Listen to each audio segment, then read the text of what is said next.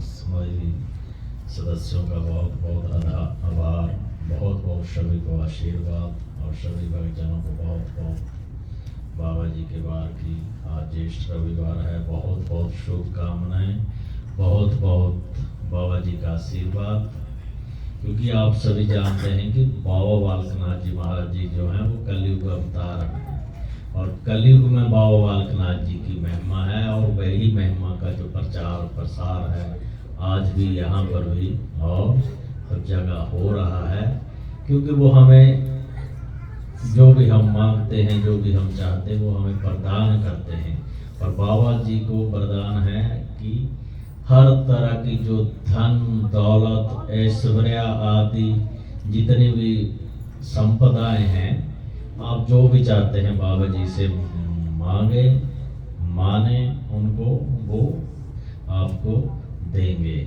और जितने भी रोग दोष भय विकार आदि पाप हैं उनका जो है उनको मानने से, उनको दर्शन करने मात्र से जो है उन पापों का नाश होता है। तो बाबा जी को माने, अखंड विश्वास के साथ श्रद्धा के साथ बाबा जी का नित्य करें। क्योंकि कलयुग अवतार हैं, कलयुग में बाबा जी को वरदान है आपकी घर घर में ज्योत जलेगी। तो आप देख रहे हैं देश में भी विदेश में भी सभी जगह जो है बाबा जी के लंगर भंडारे कीर्तन संकीर्तन मंदिर बन रहे हैं। जगह जगह मंदिरों में जो है हर मंदिर में आप देख रहे हैं बाबा जी का स्वरूप लगा हुआ है। तो उसी का एक अंश है।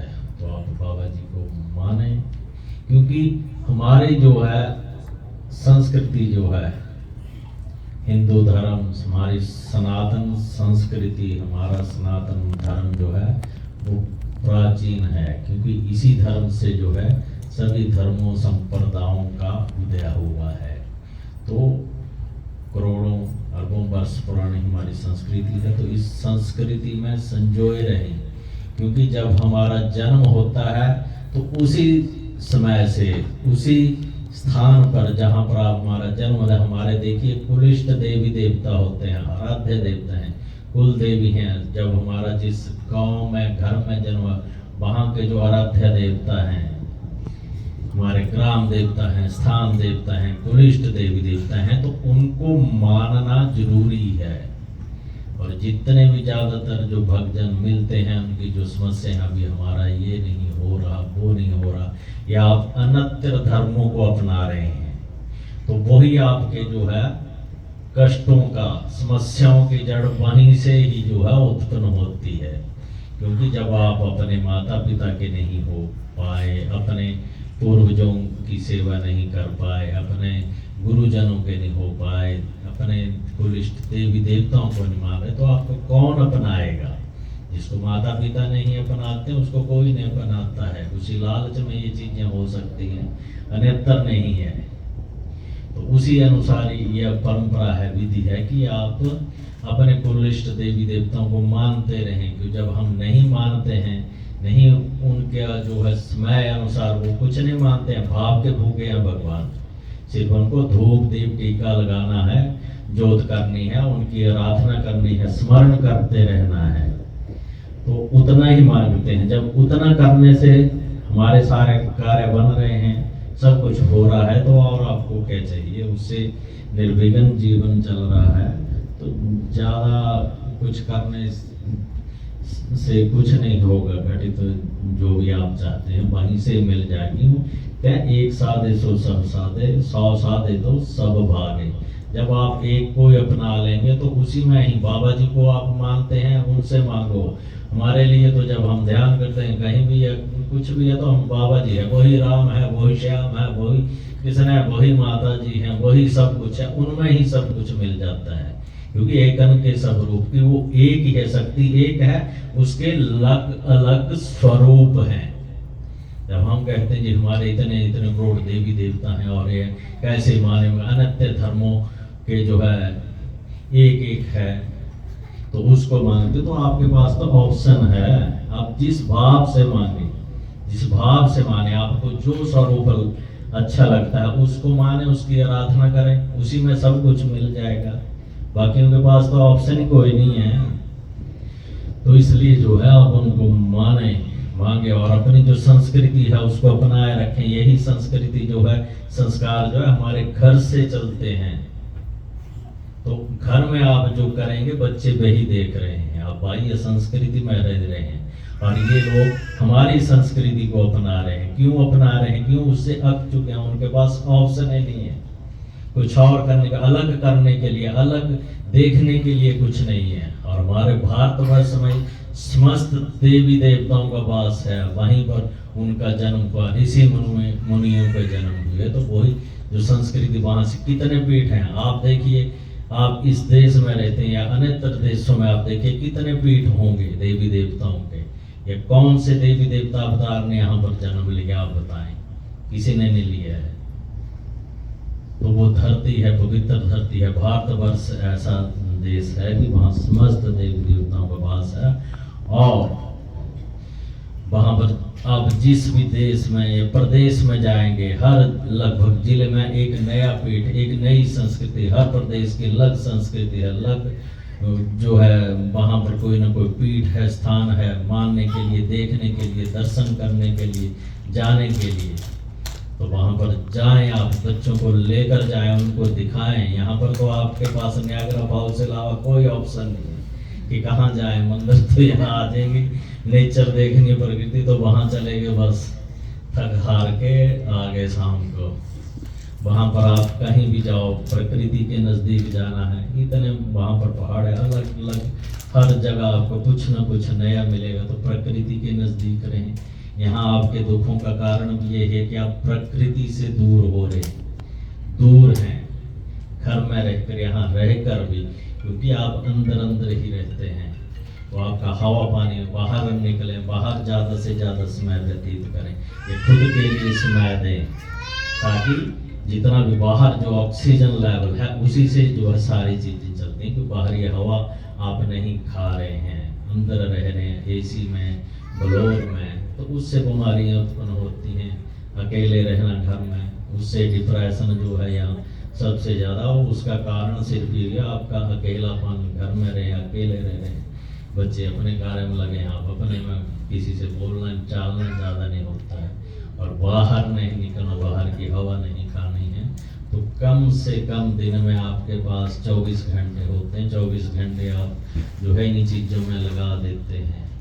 तो 24 घंटों में से अगर एक एक मिनट निकालें तो 24 मिनट होते हैं। अगर कम से कम मैं कहता हूँ 24 मिनट सुबह, 24 मिनट शाम को भी आप अपने लिए, कि बाहर बैठे हवा में, खुली हवा में, पार्क में जाएं, वहाँ पर योग करें, ध्यान करें, जो भी आप करें, ताकि शरीर को समय दें। अपने स्वस्थ रहने का सिर्फ आप खुद कर सकते हैं, स्वास्थ्य के लिए आपकी कोई हेल्प नहीं कर सकता है। क्यों? अगर आप स्वयं अपने स्वास्थ्य के प्रति जागरूक नहीं है, आपकी कोई हेल्प नहीं कर सकता। उसके लिए आपको खुद ही ये संकल्प लेना होगा कि मैंने अपनी दिनचर्या में 1 घंटा, आधा पौना घंटा, 40 मिनट जो है कम से कम अपने लिए लगाने हैं। उसमें और कार्य कोई नहीं करना, उसमें ध्यान, एक्सरसाइज करो, कुछ भी, बाहर वॉक करो या करो, और 1 घंटा कम से कम बाहर ही लगाना है।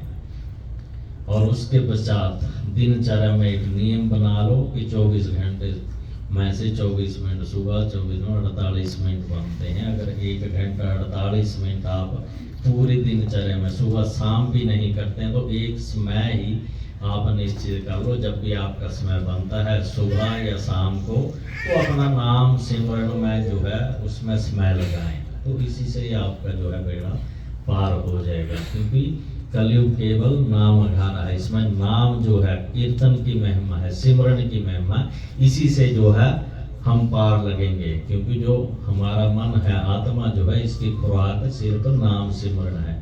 उसके लिए भोजन नहीं चाहिए, तरह तरह के जो पदार्थ हैं, तरल पदार्थ है, जो जीवन का स्वाद है, उसकी उसको जरूरत नहीं है। वो हमारे शरीर को है, शरीर को चलाने के लिए चीजें हैं।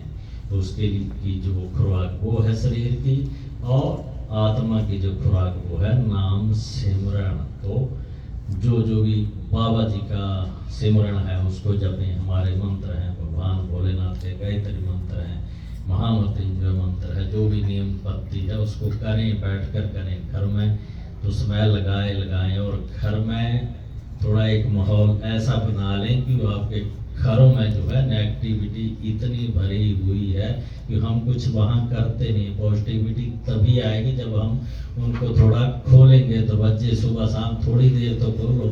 एक मक्खी मच्छर के डर से आप दरवाजा नहीं खोलते, घर में हवा कैसे आएगी, ऑक्सीजन कैसे आएगी, आप सोचो। तो आपका अंदर जो है सिर्फ वही एसी और उसकी जो है ब्लोअर की हवा, उसमें रह रहे हैं। तो उसके लिए जरूरी है थोड़ा समय सुबह शाम, ताकि लक्ष्मी का वास हो, ऑक्सीजन लेवल अंदर बढ़े, आए, बाहर शुद्ध हो, अंदर की भी वातावरण। और धूप दीप जरूर लगाएं। आप ठीक है घर में यहाँ जो है आपके अलार्म बज जाएंगे, ज़्यादा धुआं पड़ेगा, कोई बात, लेकिन उसके लिए आप एक रखें कि थोड़ा सा दरवाजा अगर धूप दीप वहाँ उतना कराए।